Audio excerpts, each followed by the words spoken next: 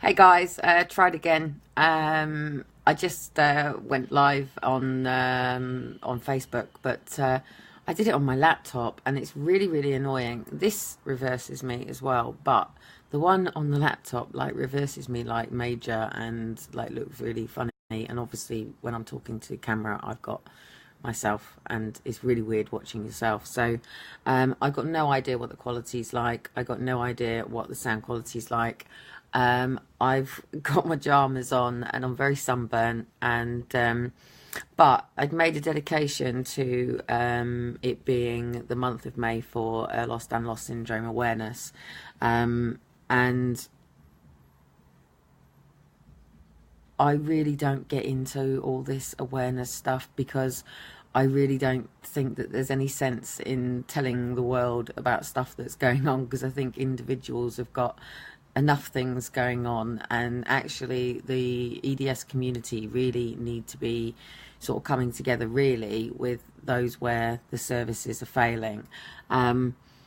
But there does need to be a lot of people coming together now who aren't necessarily connected, and that's the people that maybe can push for the systems to be working. Because obviously, I've been out and about this weekend, and I've been doing a lot of thinking, a lot of soul searching, a lot of question answering, a lot of making decisions, a lot of talking to myself as I do, while having my eye constantly on Elijah, who decides he wants to walk everywhere. But this is the main reason that I want to sort of talk about lost and loss syndrome, and to those people out there who might connect with me who do have EDS, or even more so part of organisations, because I'm very alienated from everybody. At the end of the day, I have never proved that I'm not a child abuser, and people have to go by complete and utter faith with me that I never abused Aaron and Faith, because at the end of the day, I've had 2 children taken for forced adoption.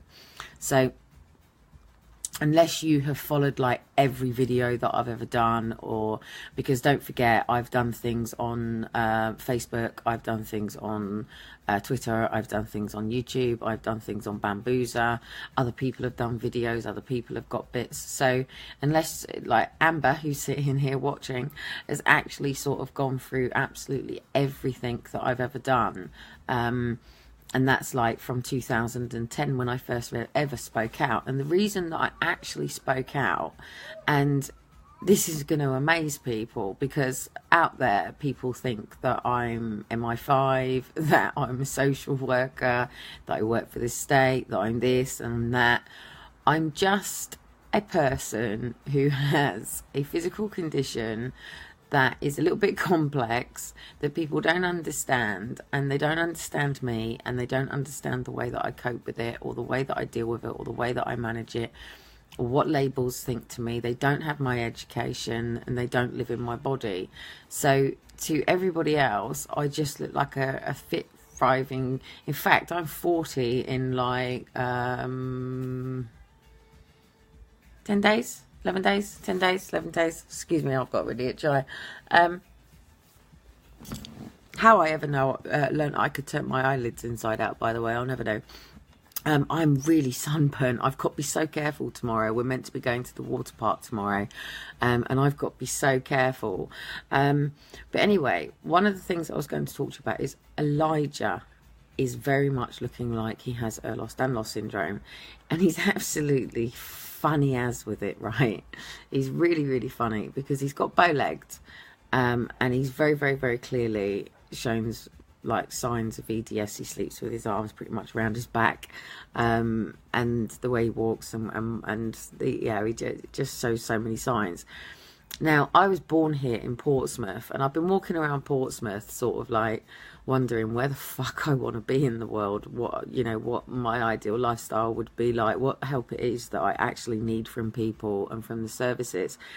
And I've had a couple of near real accidents with Elijah over the last 2 days, just some things that have highlighted to me where I actually really genuinely do struggle on my own with 2 children. Now, these are situations that I can avoid, but I think it's really unfair for the boys to have to live at a level just because I can't do something because I'm either on my own or because my condition stops me doing something. I don't like to say the word my condition, but it is mine really, and I take responsibility for it. Yeah, at the end of the day, I was born with it, but I'm still searching, because at the end of the day, that doesn't necessarily mean this just because Erlos and Danlos have decided this cluster of things that is exactly what's going on with my body. I do believe a lot in naturopathy. I do believe that we can heal our bodies. I do believe that our bodies reproduce every 7 years. We've got scientific stuff that proves it. I don't believe in labelling, and that goes to everything. So even if I'm being watched by, because it will tell me so many people here, and then when I come off on the video, all of a sudden I go, wow, I didn't realise that many people I was talking to, and it's a bit weird really, but if people are here and they are listening, it means that obviously there's something that I know or do or have that you find interesting, or want to know what's going on, or don't want to know what's going on, or you're here just to troll, or you're here just to watch, or because my life is just like fucking EastEnders right now. God, if you even knew the half of it, it's like mental. I'm actually sitting here like I'm meant to be doing some more chapters on my book tonight, right? And I've got shitloads of clothes ironing to deal with over there. It's like absolutely manic, right? I'm procrastinating like fuck, and I'm literally sitting down writing some bits about my books, right? And I'm thinking, oh shit, I've got to like say things like this, or I've got to say things like that, or oh my goodness, what if I say this? And I actually sat there today and I thought, oh my goodness, like, you know, sometimes obviously we lie to ourselves, don't we? And we don't necessarily lie to ourselves, but we soften things all the time to make things acceptable or okay, or I don't know, I suppose we just get used to things sometimes, don't we?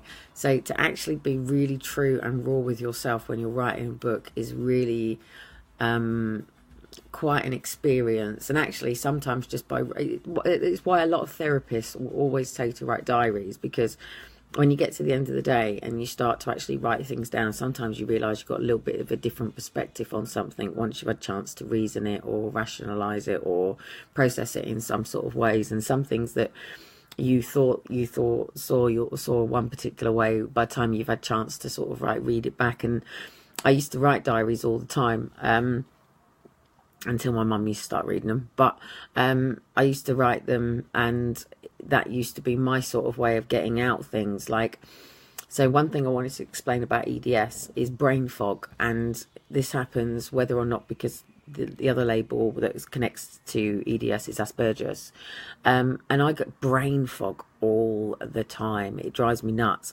and that's literally like, even while I'm talking to you now, right? Okay, let me explain something. So while I'm talking to you right now, I am burning, and this is not sunburn, I'm burning right up here, if you can sort of see where my fingers are on the things. Okay, so I'm burning, like literally burning, and it feels like, it's funny actually, because I can hear it in the insides of my ears.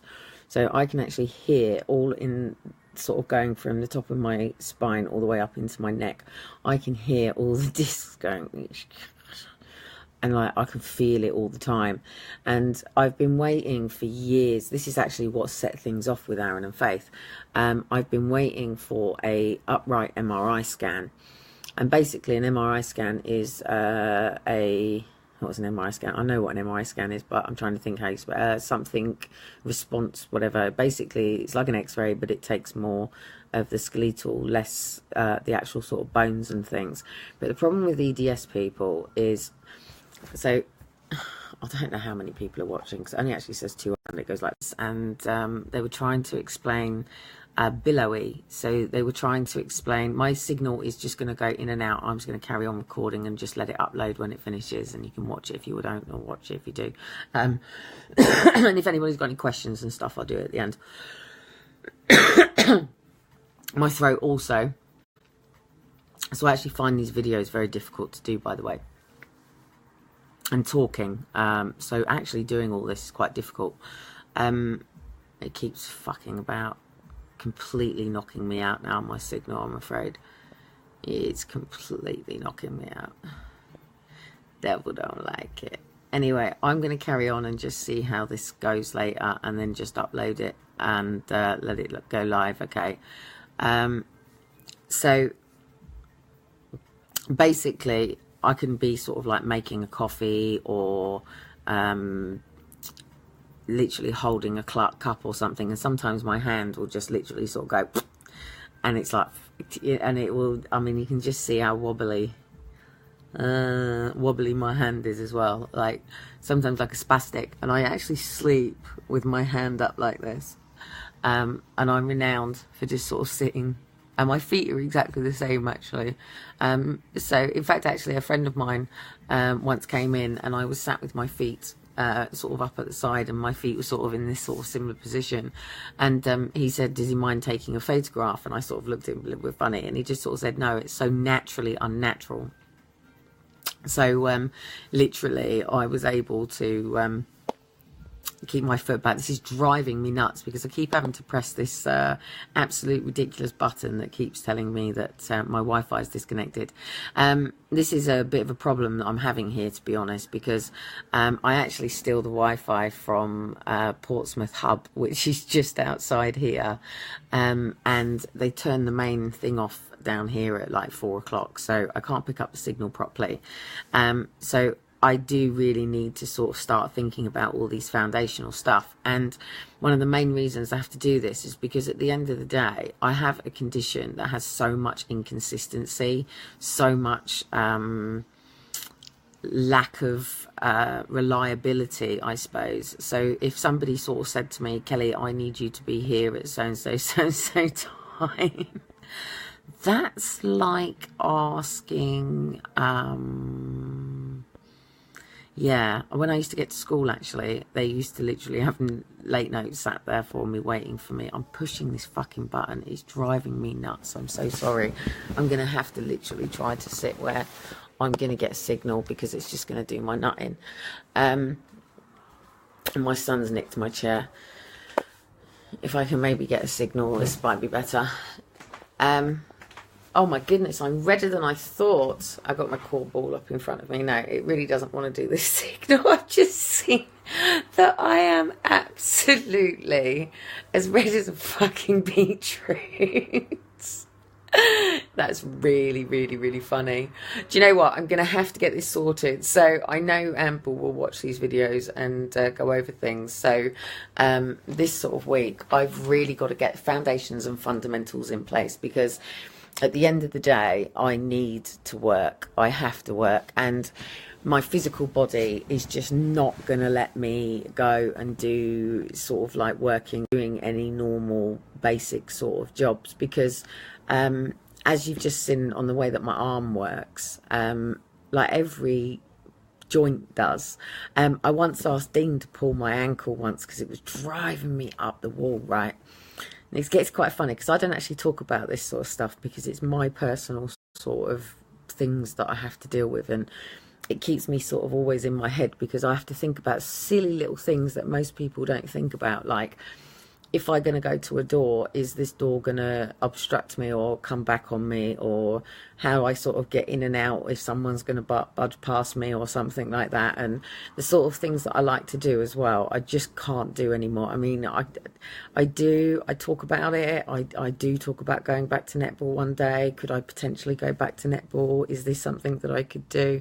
But every time I go down for a ball, like I'll jolt something, or my fingers will go, or I'll go down on my ankle and it will go.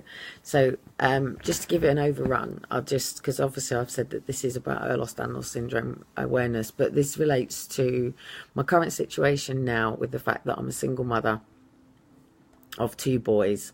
And I actually finally said I'm a single mother. So yeah, I'm a single mother of 2 boys, and I'm in pretty much the same situation I was in when social services first came into my life with Aaron and Faith.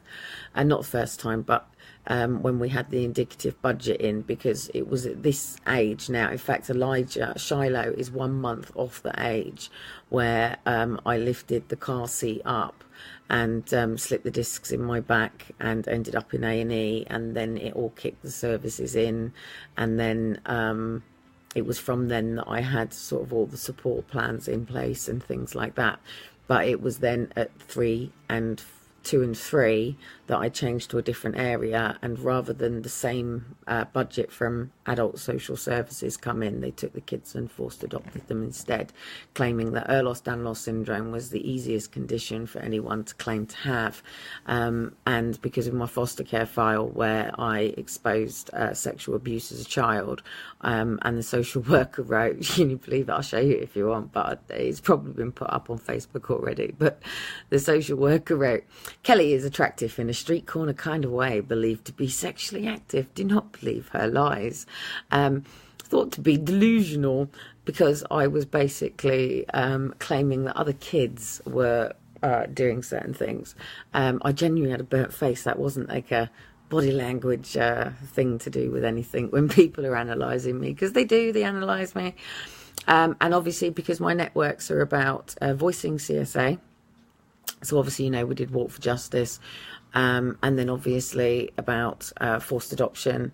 And then obviously prior to Aaron and Faith taken, I was already doing stuff like this with coaching. And I have to say to a lot of people out there who, and they do, and people do say this to me, they say, I wish I had your strength.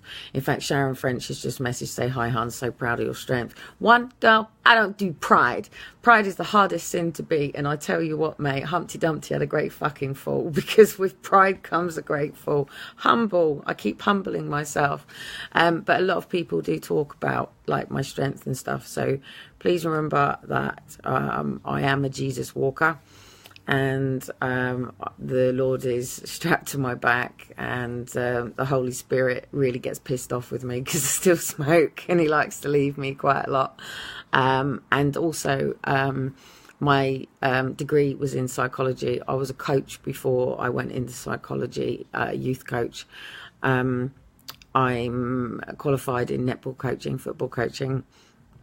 I was with Anthony Robbins for the Train the Trainer, and I would have become one of his strategists. That was the aim. And then obviously I was at the National Achievers Congress in October 2012, 2 months before Aaron and Faith were taken with Donald Trump.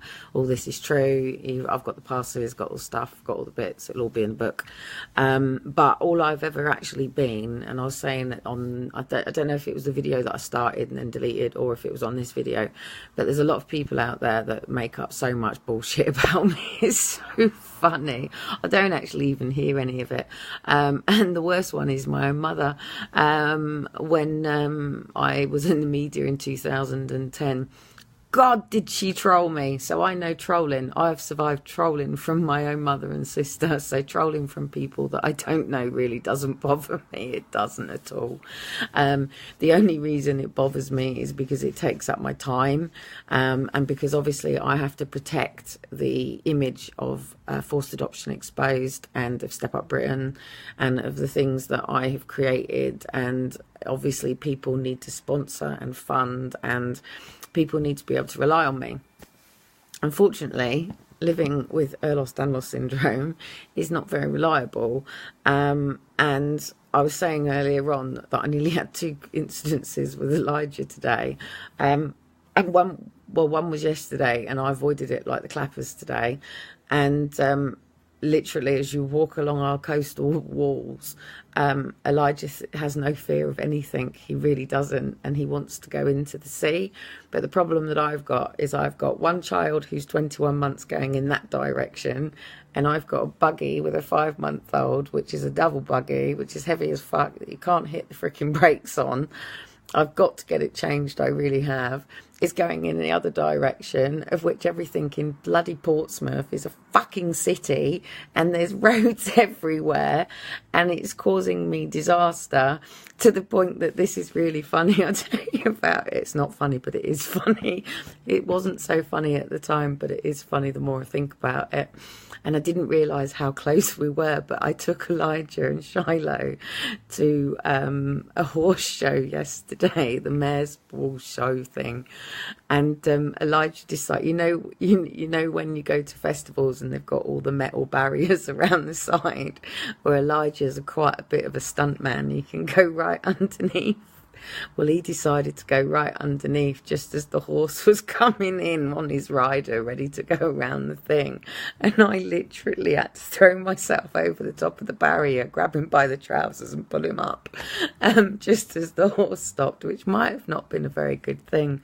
So anyway, I have actually seen that just as a single mother with 2 children of this age, there is a lot of potential risks. These risks impose roads.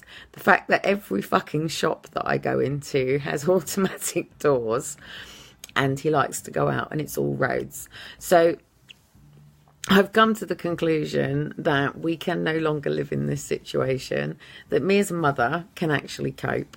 Me with EDS can actually cope, but me living in a 1-bedroom flat with no car, on fuck's sake, seriously, I had benefits and I had all of the disability benefits. I have never, ever, ever lived on benefits with no disability access to it whatsoever, right? And I did not realise how bad it was. Like, seriously, I did not realise that, like, people live this differently between the benefits that you have when you're on disability or incapacity, or it was incapacity benefit when I first went on it, and then it became disability living allowance, and it's now called independent living allowance. I didn't realise that if you were on benefits just because I was about to say something that I think would have offended a lot of people, and the motorbike just went, which says that my cousin Daniel is telling me to shut the fuck up. But yes, obviously, when you're on benefits, there's 2 bridges. There's either, at the moment, it's employment support allowance, which basically says that you are classed to be sick. So therefore, you can't be in employment, but the government is willing to support you because you're unable to support yourself, basically. And then, of course, there's job seekers and income support, which is also universal credits and stuff, which is going together, and pension stuff, blah, blah, blah, blah, blah. And that, again, is, pensions is separate to this, but income support and job seekers is basically saying that you've either got a child under a certain age and the government is willing to say that they're going to support you because the partner is not willing to support you and the children, or somebody's on job seekers and obviously income support, blah, blah, blah.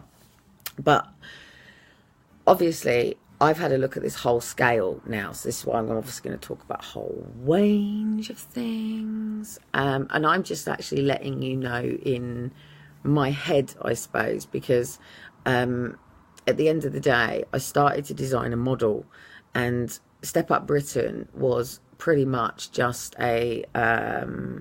it was a coaching program. It started because I was really, really, really passionate about coaching. I was really passionate about meeting people who had such a talent and such a passion for something, but were getting up and going to dead-end jobs and had no chance of whatsoever of ever unleashing them talents. And I used to just think, this is fucking barbaric. Why would you want to do that to yourself? That's mental. You've got like only like one chance here, as much as you believe in might believe in reincarnation and stuff, but like from the cradle to the grave to like, I mean, I'm 40 in like 10 days, 11 days or whatever it is on the 17th.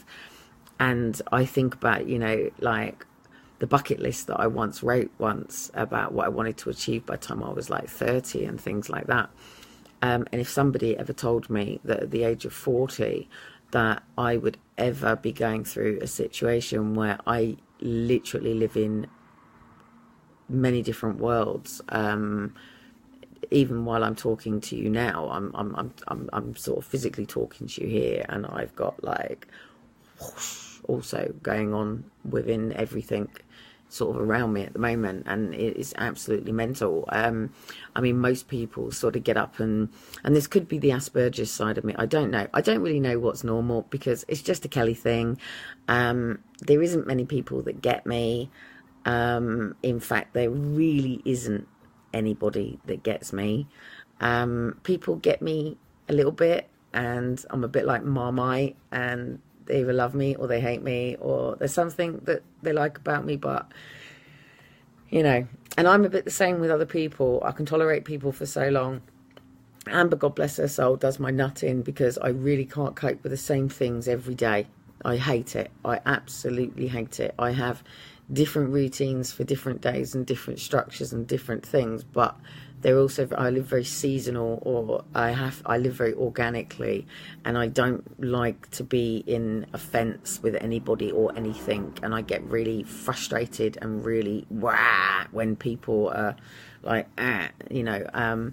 I've always been renowned for moving through different circles and stuff, but a lot of this is to do with coping with my condition, to be honest, because one of the main things about 2010 was I was challenging Great Britain to take the masks off. I was basically telling people, obviously the Daily Mail came along and changed the whole fucking angle of them, didn't they? Yes, trust the fucking Daily Mail.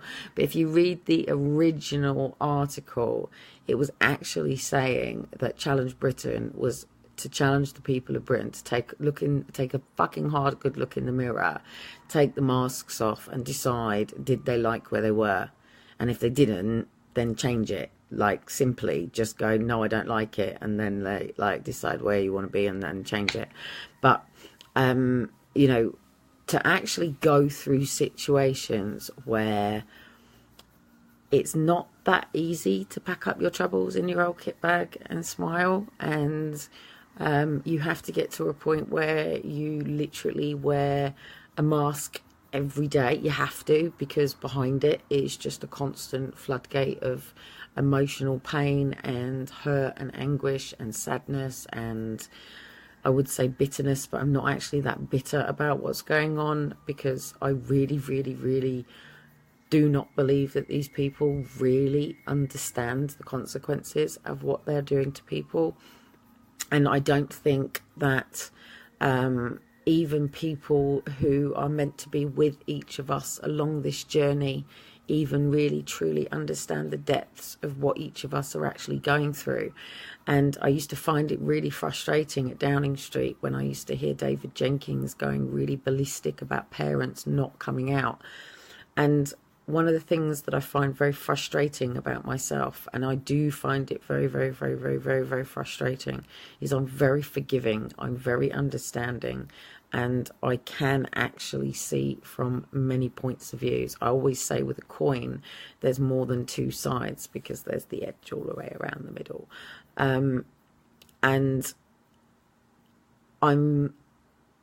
I think it's one of the things that means that I take too much from people, which is where it becomes my vulnerability, it becomes my weakness, I become the punch bag or the sounding board for people, and I'm quite okay with that, because we live in a society right now, here in Great Britain, I don't know what it's like everywhere else, but here in Great Britain, I find it so sad and so painful that everywhere that I go is so many signs of suppression. Like, I get it, receptionists have a hard job, they really do, but you're getting paid to do a job. And at the end of the day, there's a lot of frustrated people out here.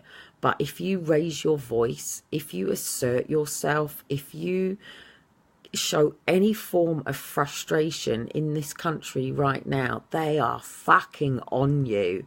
It's like, oh my goodness, there's a fucking film. I know there's a film.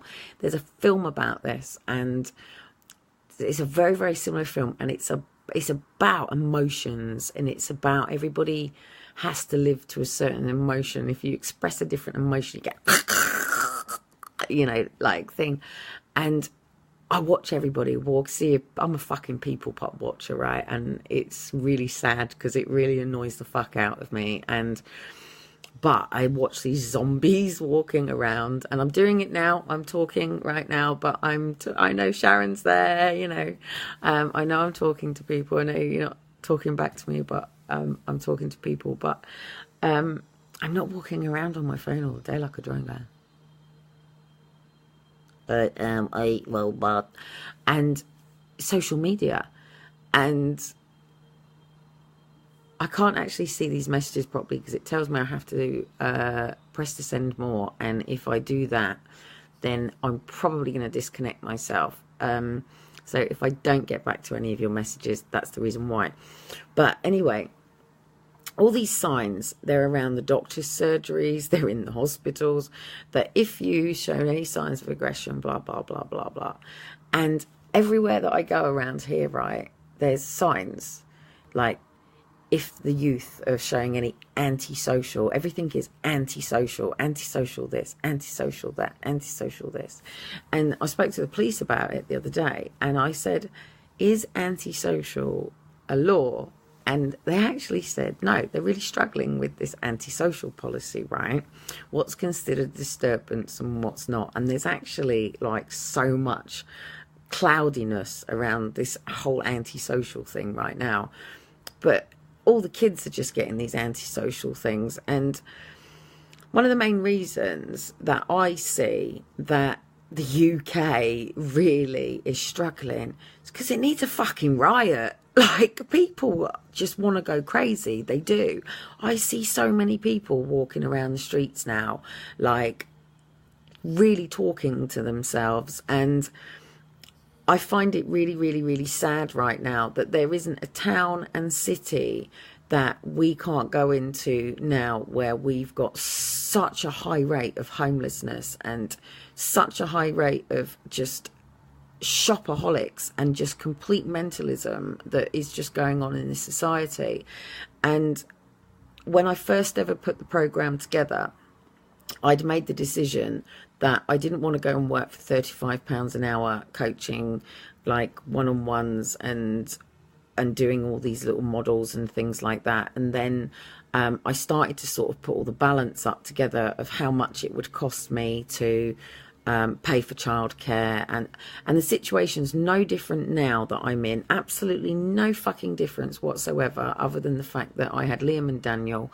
And a lot of people say, oh well, Liam and Daniel did all this and did that. Well, statistically that's not actually true, because both Liam and Daniel went to their dads every other weekend and twice in the week. So I raised my kids by myself, and when they were at home, we were at clubs and things like that. So other than every other Saturday morning where I got an hour from Daniel, I don't know where people get this shit from. So and at the end of the day, with having to go to work now, I've got to put Aaron, I get my kids confused. I'm like me nan me.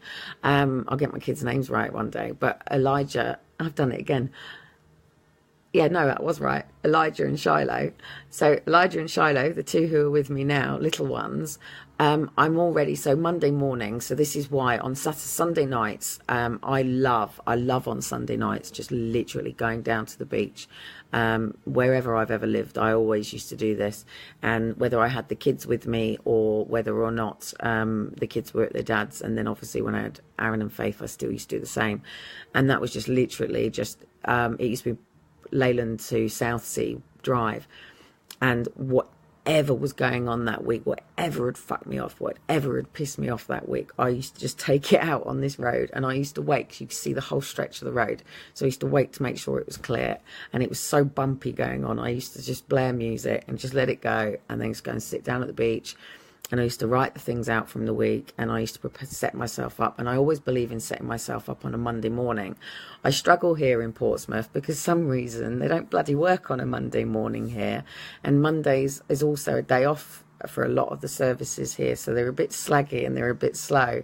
And also it's festival season like crazy, so Portsmouth takes about 2-3 days after some weekends to actually wake up, because everybody's out their freaking heads here at festival season. It's mental. It's like completely crazy. But I do like to set myself up for Mondays, and one of the main reasons that I do this is because I've always lived by the university calendar, and I've always lived by taking kids to school. God, my sunburn is killing me, and I've literally got suntan lotion in my eyes as well. So I've always sort of framed things that on Sunday nights I've always got the ironing done, I've always got the kids' stuff done, and I've always sort of got ready for 9 o'clock, straight into the gym for 10, bang, and then it would go, and then Friday we would settle, and then weekends, and that's how it's always gone. But obviously I've got young kids, so I don't really have to think that way, but I still have to think systematically, because I've literally at the moment, I've had my police complaints upheld against Portsmouth Council for what happened in September. And for those of you that don't know and really understand what this was really about, as you know, when I went through social services the first time, I agreed that I would only be involved in the adoption inquiry, and I wouldn't be involved in any parents' cases or anything to do with that sort of side while I was going through social services. However, because of the professionalism and who was running the adoption inquiry, they couldn't stop me from being involved in that. So they couldn't, but they did try, but they couldn't, because I just kept whacking them with the officialness of it. They thought it was some grandeur thing, and obviously, as people know, that Sabine McNeill, who is the person who took all our cases to the EU, is still being held in prison.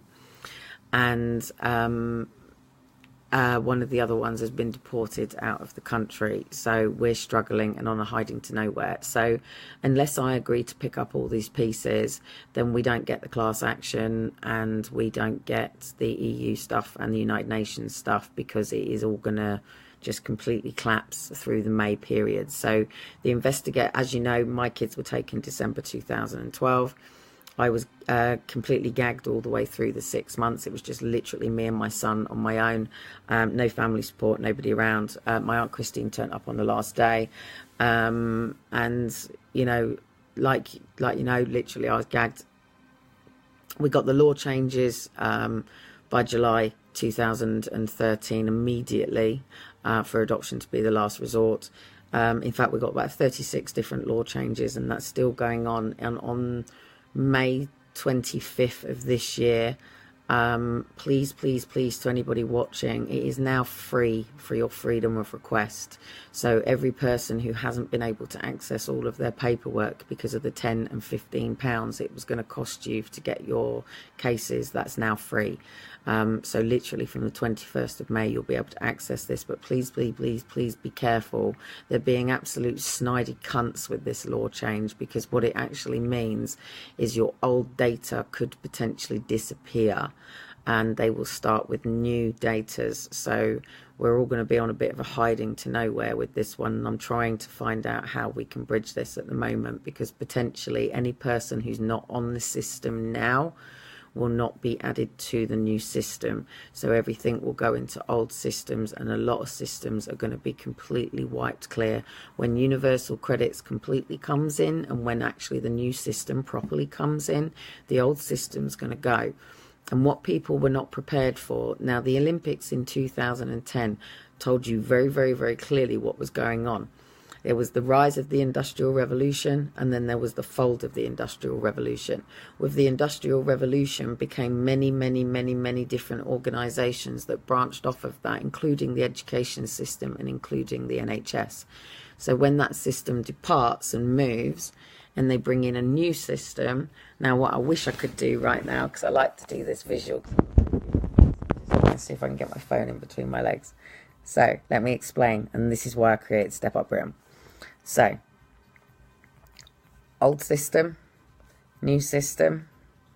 2010, they reintroduced a new system into our country. It affects everybody, the whole of the UK. It doesn't matter whether you're in self-employment, doesn't matter whether you're employed, doesn't matter whether you're on benefits, doesn't matter whether you're on the streets. It doesn't matter what you do, who you are, where you go. It affects us all. It even affects the people in government.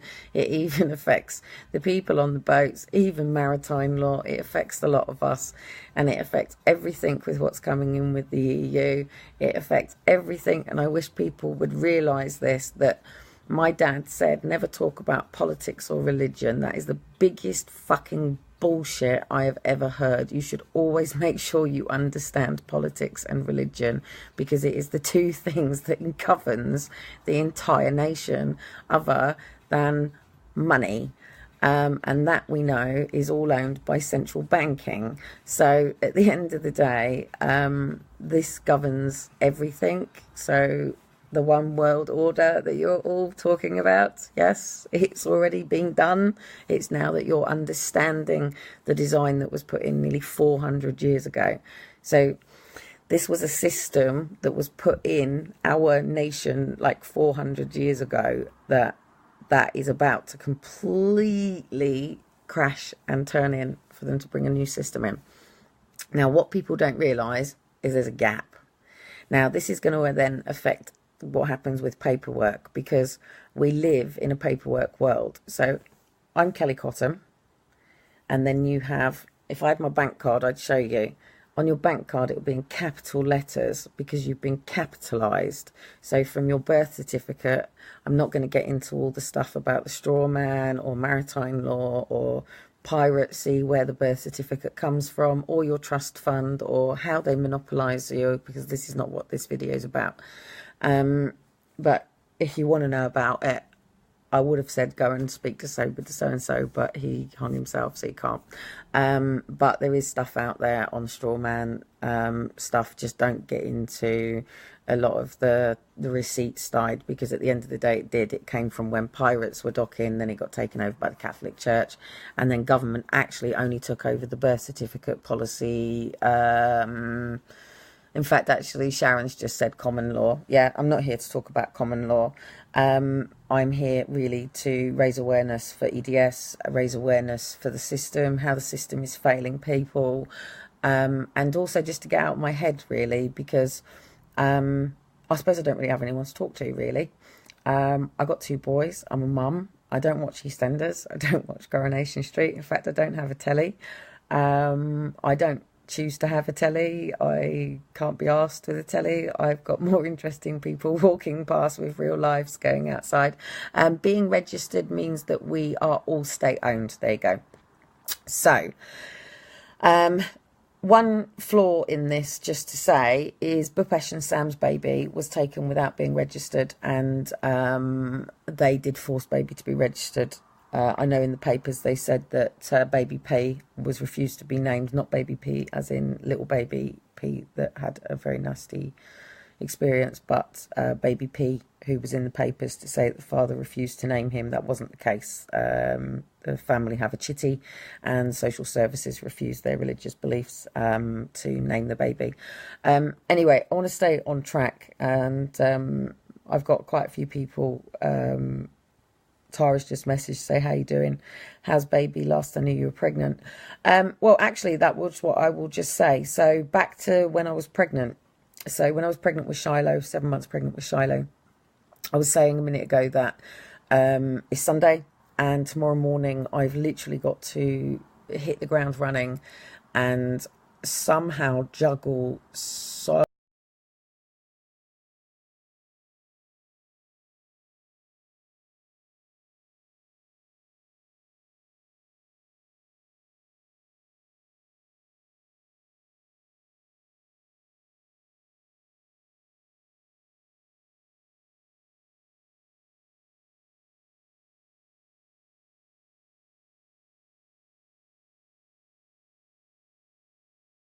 to my signal's just literally just kicked in, so I will re-say what I've just said, just in case. If you when I press finish on this, the videos will upload, and even if it's clicked in or out, it will show the whole video. So basically, Step Up Britain was designed by me, which was Challenge Britain, which was designed by me, along with Startup Britain, which was designed by me. These basically started off as after I finished my psychology degree. My vocal cord's playing up now, so I might have to kick out in a minute. And no water won't make any difference. It just goes into spasm and it goes bleh. I'll show you. Just means it's all like lax and stuff. Again, EDS awareness, eat your heart out. So basically, I finished my psychology degree in 2007. I already had my youth program before then. I'd already done a lot of other stuff before then. Um, I didn't agree with psychology, and that was mainly because of labeling and the way the DSM-5 worked, and the fact that actually what I was trying to say while I was doing my degree is why we are all in this situation now. So I clearly was right. And that was that psychology basically say that if you were abused, therefore you shall abuse. Now, one theory is obviously there are multiple children out there doing what they are doing, and these children are sexualized, and that is causing more abuse, and a lot of that is being caused by those that were abused. So that technically makes it true. But actually, a lot of people will prevent their children from going through what they've ever been through. And that's exactly the same whether someone's lived in poverty, and sometimes even people have lived in riches without parents being available. People will always go, I don't want that life, but this is the life that I do. And this is what I've basically been deciding today. I have literally been having a look at if I decide to continue with Step Up Britain and Forced Adoption Exposed and Halt the Adoption Drive, then ultimately I've had a look at the projection of the sort of person that I'm going to have to be and become and live like. I'm not willing to wear a red suit. I'm like seriously not. And I'm not doing any of these power suit bullshits either. In fact, today I'm sitting in my Transformers t-shirt. And I've had a look at if I do this in the campaign world and underground world to if I do this parliamentary, if I'm willing to run as an MP, if I do this in a working capacity, or if I just help parents come through what I'm coming through myself now, or how I'm going to do this. So, or whether or not I just finish what I started, and that will help everybody down here anyway, and I can feel that even though people are going to feel like I've walked away from them now, that actually in about 18 months or so, they will see the end result and realise that I just couldn't be on the same ship as everybody else, and I had to go in a different direction because they would have just drowned me. And that's what Dean said to me in 2015 when I left with Dean. Now, I have posted up an article today that is sending out a little bit of a subliminal thing that might be a situation that I've been in. I don't know. This is the first time that Dean has not turned up and has completely blocked all access and all communication, and so has every other person apart from a couple that I knew from that situation. So,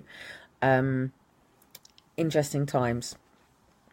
So anyway, as I was saying, I've got a lot to do tomorrow, and I've got like literally a mountain of clothes sat right in front of me, and somewhere in there is some swimming suits for the boys, and I'm going to take the boys down to Splash World tomorrow. I'm going to bypass the two interesting situations, and avoid situations that puts Elijah in a vulnerable situation with roads and the sea, and also me having to catch him on no horses. If you saw earlier on me talking about my experience with Elijah yesterday, which was quite amusing, yeah, so basically I just want to hit the ground running tomorrow. Now, Dean made me a promise the whole way through our relationship, we've been together nearly 3 years in July, that he would never ask me to take Forced Adoption Exposed down. He just felt that I needed a breather. Now, the first time I decided to announce that I was coming back was, well, I haven't really gone anywhere. I do a lot behind the scenes, and I do take calls, and I do help out with some stuff. I just don't post it on Facebook. And I think it was the 24th of July, 24th of September last year. So literally on the Sunday, I'd posted out to thank Donald Trump the week before, and I'd posted out a lot of stuff on Come Clean. So I'd sort of stepped back into the exposure of the paedophilia side, and I'd thanked Donald Trump on Twitter for, and obviously don't forget my social media is monitored. So I'd posted to thank him, not personally, we're not rubbing shoulders in that way. This was a social media connection. And thank him that he was going to finally put his foot down on the government paedophilia circle protection and state kidnapping. And Theresa May was coming to Portsmouth, and I'd put out this tag, and also I'd put out on Forced Adoption Exposed that I was willing to start meeting with parents because things weren't moving forward with the adoption inquiry. Parents weren't coming forward. I was struggling because I'm shouting and screaming at the universities to say that this problem's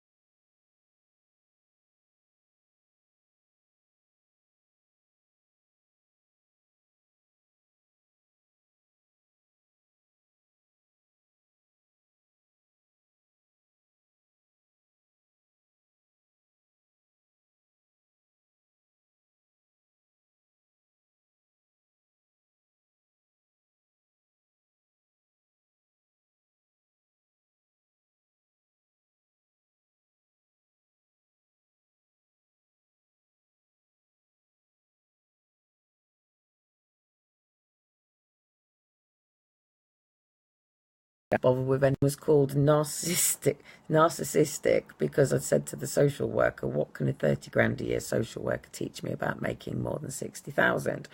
So anyway, this should pretty much wrap up everything that's going on in my head right now. So I'm thinking about, obviously, this is a social media platform. I've got websites. Obviously, I have my website, which is kellycotton.com and kellycotton.co.uk. They're not up and running properly. They've got stuff on them, but they're not actively doing anything because I don't know how to fucking do it. Still, 8 years later, can people not get it? This woman is not going to learn this stuff. She's very clever at many things, but she is not going to get her head around technology. She can use social media, but she can't use computers. I can press buttons, I can press play, and I can press send, and that's about fucking it. I do not know what all these shitty things are, and I can't do that crap. And I don't do maths. It's as simple as that. That's never going to change. And I will never, ever, ever not be on tangents. That's just not going to happen. So why people keep thinking it's going to change? I don't know. I am actually going to speak to a designer and web designer on Tuesday. They're coming here. So hopefully it should move forward. I don't know how much it's going to cost me, but business, it has to be. But I work for free. So, at the end of the day, I've got the websites, I've got Stuff Up Britain, got Forced Adoptions, got mine, obviously got Dean's, got bits ready to go, but I am struggling with this whole balance of life online and offline because I didn't want social media to become my life. I didn't want it to become a world. And the more I get to know people, the more I feel an obligation and a duty and a responsibility. And the more that I know that when I get up tomorrow, that there are goodness knows how many councils in this area right now that are going to be literally having Monday morning meetings, and especially as we're in the beginning of May, and especially as we're coming up to people starting to prepare for the adoption drive. And what people don't realise about this is the whole mental side of this. It's the whole psyche shit that people don't get their heads around. And it's like getting into a car and going, I want to go to London, which is me saying I want to keep these families together. But right now we're all going to be focused on going to Glasgow because we're all focused on the adoption drive. So while everybody's thinking about the adoption drive going on to Glasgow and everybody else is trying to think about keeping families together going to London, you can't exactly go in the same direction because your mind will not conceive two polarities like that. So no person can work with a mental belief system that's in congruency. So that polarity keeps that going all the time. Hence why we've got so much inconsistency. And more the fact that this is all speeded up, because don't forget, the system that exists is the child protection child protection, is the child protection side of social services. We're not talking about social services that enabling, empowering and supporting families, because it's a different system, and for some reason we're all coming into the other side of the system, and people with, like myself, with physical conditions, disabled, enabled, are coming into the wrong side of social services, and referrals are all going through child protection. And that's because people like myself, or people who have got mental health, or people who have learning difficulties, are coming under the threshold. And once they're coming under the threshold, there's a significant risk of harm. Once there's a significant risk of harm, then it becomes legal. Hence why we're getting put over to child protection and to the police and for removals, which is fucking us all over. And it's really simple for people to understand this. If I could just get the one fucking shot that I need to stay into Parliament with the EU and United Nations, to get the 40 minutes that I need to completely fuck their heads over and bring them out the other side, making them realise that they really didn't understand the significance of what this system's currently doing, but they are willing to accept that it's doing this. They're not actually got blood on their hands, because you don't want them to have to take that amount of responsibility, because all that will do is cause them to hide it even more. And one of the main reasons that this is being kept so down, and has been kept so down for so long, because Christopher Booker's been talking about this for years as well. And one thing I'm just going to leave you with is, people think I'm crazy, but now you want to have a look at Louise Tickle's article in the paper in The Guardian, and she said it very clear. This country has a secret.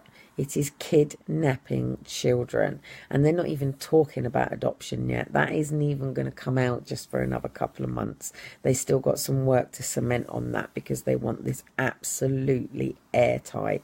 This story that's going to come out needs to be so locked down, because there's so many people that want to stop this coming out. And the reason that they don't want the plug completely pulled on this is because, if you think the amount of children that are held on Section 20s right now, and they've said this themselves, that social services are holding children under Section 20s with no court actions. Parents are just not going and getting their kids because they don't know they can. Now, these children are being held under duress, and there's currently 114,000 children in foster care right now. Ask yourself how many parents are in prison serving time for a crime. I guarantee you, if you balance that out, that those statistics will not match. There will be very, very, very, very few people. And even if parents are in prison, then they could be with other family members.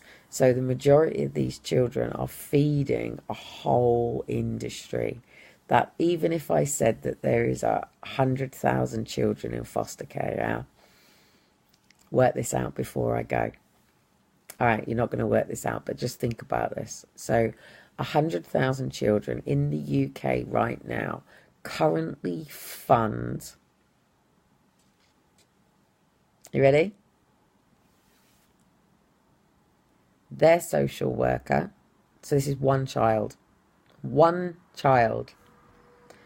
Their social worker, the supporting social worker, the case manager, the manager overseeing that case. Then there's the support worker. Then there's the health visitor. Then there's any midwiferys that are involved. Then there's any police officers. Then there's any CAMS that's involved. GP. Nurse.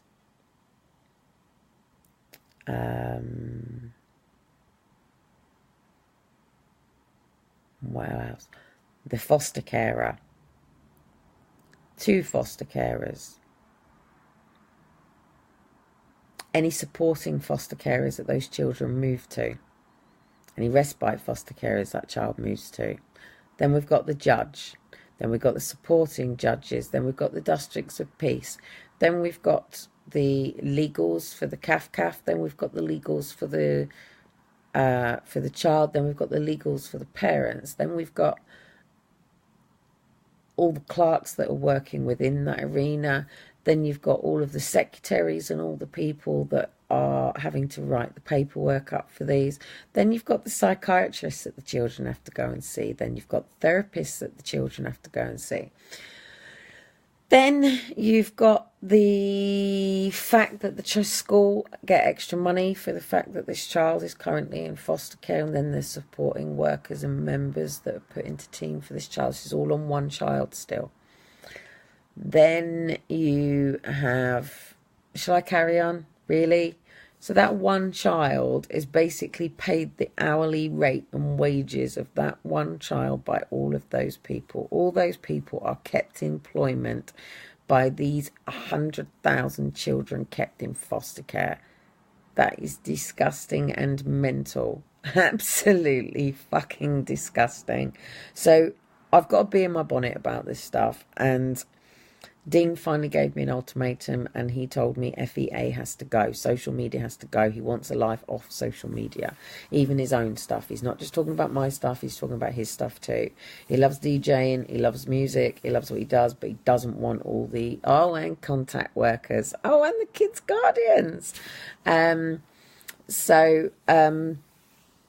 I like it. I enjoy it. Even just doing this, I quite enjoy it, to be honest. It helps me get out of my head. It stops me sitting here tonight, numb-nutting myself, just sort of thinking, where do I go with this? Trying to mind map, trying to write lists of everything that I've got to do tomorrow, trying to keep up with the fact that I've got this overcrowded one-bedroom flat that I've got to manage on a daily basis. And if we're in the house, it's worse. So actually going out is so much easier. But I have to be able to get out an hour to myself today while the kids were asleep in the pram, and I just sat by the sea and really thought about stuff and really thought about where I was and who I am and what I'm about. And all this stuff is so obligatory stuff. All this stuff is all because at the end of the day, I live with a condition that people don't understand, and my family don't understand it, my circle of friends don't understand it, and the world around me don't get it. And every time I've tried to explain it, I'll go like that. The first reaction I get is ugh. And whenever I go and sit with a GP or a doctor, I get like half an hour, 40 fucking minutes, 20 minutes, 10 minutes, 5-minute fucking bookings. And that really isn't long enough to sit down and explain. Like, even now, I'm sitting here, right, and my knee has just twinged, and I want to go absolutely fucking ow. And literally right in the little thing of my knee, it's just gone right the way down into my foot. And that is literally how easy it is. You're going to hear a real crack in a minute. There you go. It's that simple. It's like that easy. Jesus. So it's Ehlers-Danlos Syndrome Awareness Month. That's just giving you a little bit of an insight, but obviously you won't be able to feel how that felt. And I just sort of wanted to get out of my own mind. It really isn't about the people that are watching. It's about, I'm very numb at the moment, and I'm just literally coming to the terms that it doesn't look like that our relationship, as in mine and Dean's, is going to get back together. I don't know what the future holds, but right now I'm having to sort of get on with life as a single mum and go out there as a single mum and do things like on my own, which brings me back to the fact that at the end of the day, Dean was my protective factor for the kids. And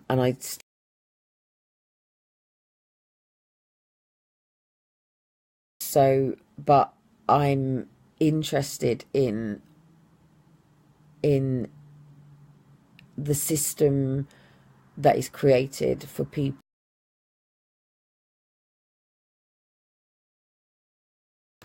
that don't have a support system. And at the end of the day, we're in this world on our own at the end of the day, and we don't have the same dynamics that we once had, where people like myself have, who've got children, have got a husband, have got a mum, have got a dad, who've got a nan and a granddad, and their siblings and uncles and aunts and cousins, and the really good friends of the families. And that alone, for one person is amazing, because at the end of the day, no child is raised by just a single mum by herself. It's, for people to actually be raising children by themselves, and I mean literally by themselves, with not having nans to go to for Sunday dinners, not having granddads to go and take them fishing, not having aunties and uncles, taking them to play football at the park, and people coming around and being around them and growing up within those environments and learning about family values. That is just not happening so much in this world now. People may have close relationships with a few of those people, but the whole dynamics of the family is gone. I meet people now where, majority of them will tell me they're divorced. The majority of them, you might think that person is a family, and then when you get to the bottom of it, they're step and aunts and, things like that. But there's a lot of people that are on their own, and if it wasn't for social media, they would be on their own. And like me, spend a lot of time going out with just the kids, and sort of integrate with people and chat within, sort of settings I campaign, but but actually not connecting with people. They'll be in the world but not of the world, which is a good thing to do, but not in a way where actually you're forming bonds, because what this all comes back down to is attachment disorders, and I have one of those. So, which is clear. I had my kids taken from me because I had an attachment disorder. That was the crux of it. They basically said because I have an attachment disorder with my parents that I wouldn't form a bond with my kids, which is absolutely bollocks. So anyway, my eyes are doing my head in. I've got suntan lotion in my eyes. I've had a bath and everything. I don't know how long I've been rambling on for, but if I hadn't have rambled onto here, I would have just literally have just gone up into my head, and sort of got just, I could end up looking at the ceiling for fucking hours, or just pacing up around the house and procrastinating and things. So I really, really need to sort a lot of shit out in my own life. I really do. And who knows, just by me doing that, then hopefully there are parents on FEA that go, whoa, shit, I got to sort my shit out too. Because the reality is, I still want all of my children back, and I want to be in a situation to do that. My life's just got bigger. My family's just got bigger. But I don't want to give up on dreams of Christmas days, with all my kids. And I don't really want to give up the dream of Christmas Day of my mum and dad actually being in the same room for once for me. And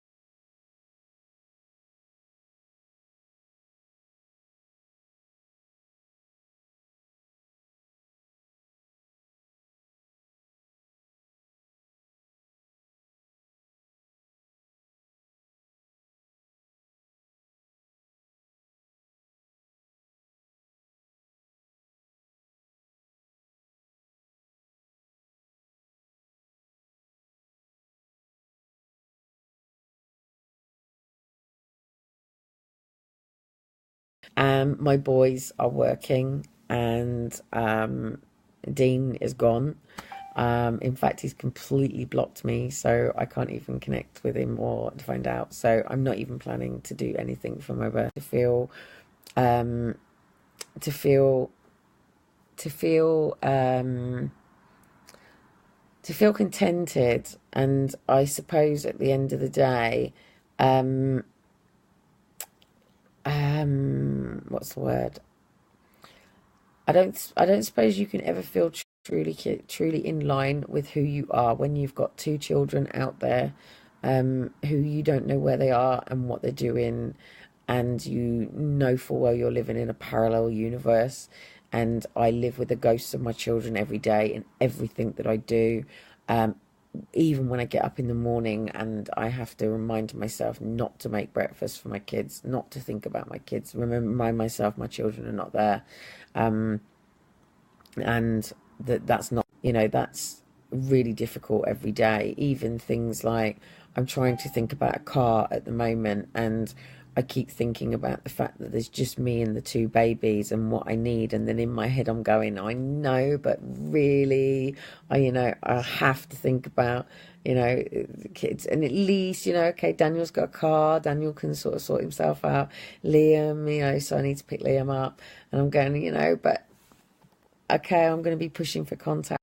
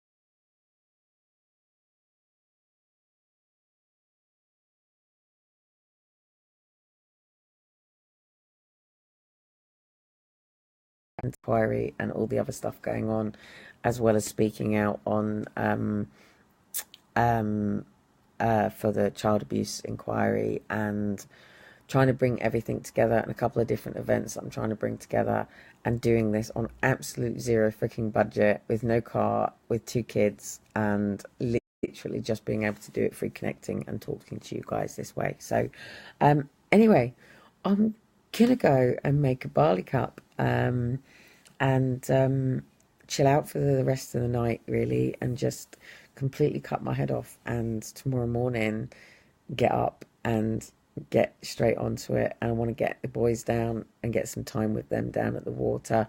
And then we'll go into the tennis club for some lunch. And then the boys will probably go to sleep and I can get some work done. And then a bit more stuff for the boys. Come back again. I can get some work done. And then hopefully by Friday, I'll catch up with you guys again at the weekend and see how much further forward. But keep watching, because the things that will be rebranded is naturally feeding, enabled, and halt the adoption drive, obviously, and seeing all the red X's out. So I'll have my red X back on tomorrow. It's only washed off because I've been in the bath. As you can see, my hands are pink. So I do actually have my red X on every day. And I talk to people about it, what it stands for, what it means, and why I support it, why it was created. And usually that then takes me to somebody who knows someone. And then they'll say, have you spoke to somebody? And I just keep going that way.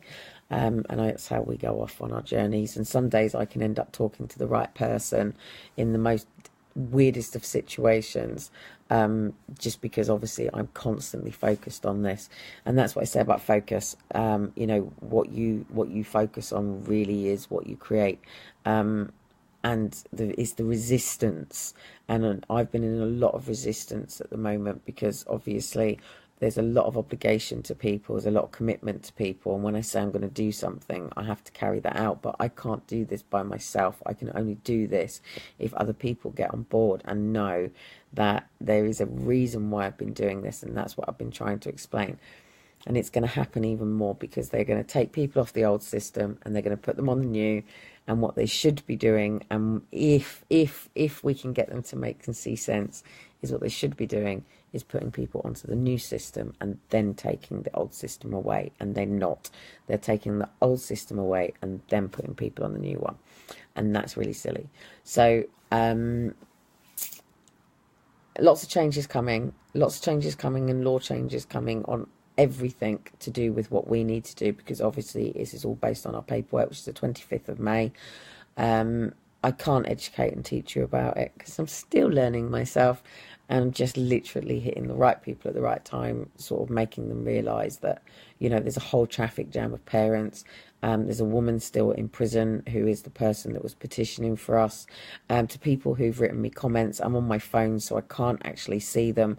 All I can see is your name, and then it says for me to see more and press, and because I'm on my phone, if I do, it will completely disconnect me. So my apologies if I haven't responded to anything. And also, it doesn't actually show me how many people are here. I don't know why it doesn't do this or what it needs to do. As I have completely explained, I don't get technology. I'm not here to make friends. I'm not here for people to like me. I'm not even here for people to even give a flying fuck about me personally.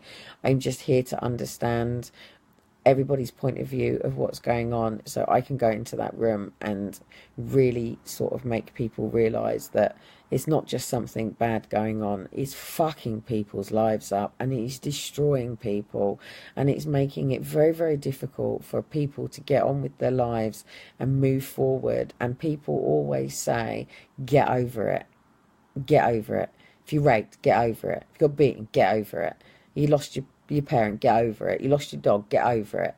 Yeah, and there's just some things you just don't get over, and it doesn't matter how much you try every day until this matter is resolved and until this matter is ended, until there's closure on it.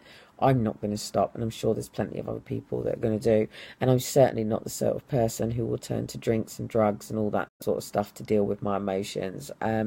This is why I find this helps me. Speaking like this helps me because it stops me having breakdowns. It stops me going and sitting in the bathroom crying.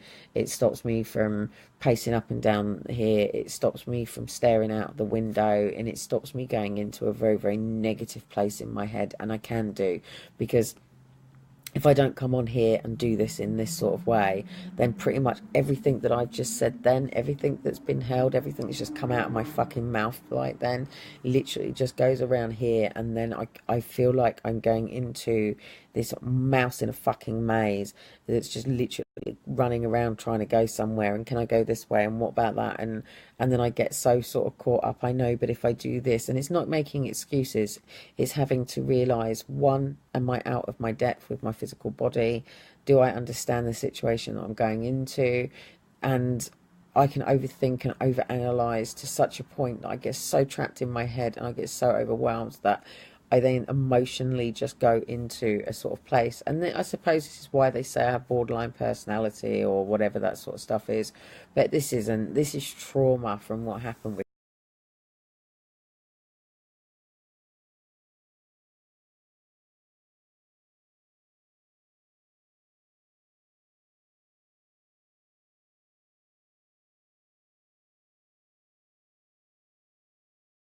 I'm going to go because I think it just froze to a degree. So I don't really know if it caught what I said then. So anyway, I hope every person who has been here has a really, really, really amazing week ahead of you. And I hope really that even while I'm taking time to just stop and think, 'cause it's like Sunday night and we're going to cross into the week, that actually, are you doing what you want to do when you get up in the morning? You know, are you waking up in the bed that you want to be in the environment that you want to be in? Are you waking up in the life that actually even exists to be yours? Or did somebody else create this life for you? Did You know, did the circumstances that have existed until that point just taken you? And who knows, maybe you'll wake up tomorrow. Bollocks. I just think that really that we can all just go and lead our lives, and eventually this whole system will just fold away.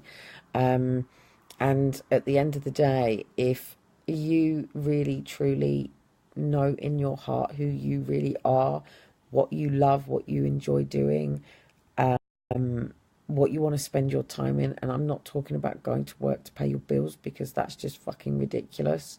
To go and do service that you have no interest in is fucking up this world right now, because I don't want to deal with people in complaints offices that are not there because they want to help people get solutions. I want to speak to somebody who's there because they genuinely care about the service that's provided and want to get amends with their consumers and their service providers. I don't want to speak to somebody in a call centre who's just there because they've got to pay their TV licence. You know, I don't want to speak to somebody in a shop that doesn't want to serve people. I want to speak to people in the right place. And if everybody was living in complete harmony with who they are, what they're about, serving this world in the way that there should be, because there's nothing wrong with the world, by the way. The world is a very beautiful place. It will grow and it will serve without us. I tell you, it's the magnificent place. It doesn't need us. It doesn't need us at all. Mother Earth can look after this place by herself. You know, grass will always grow.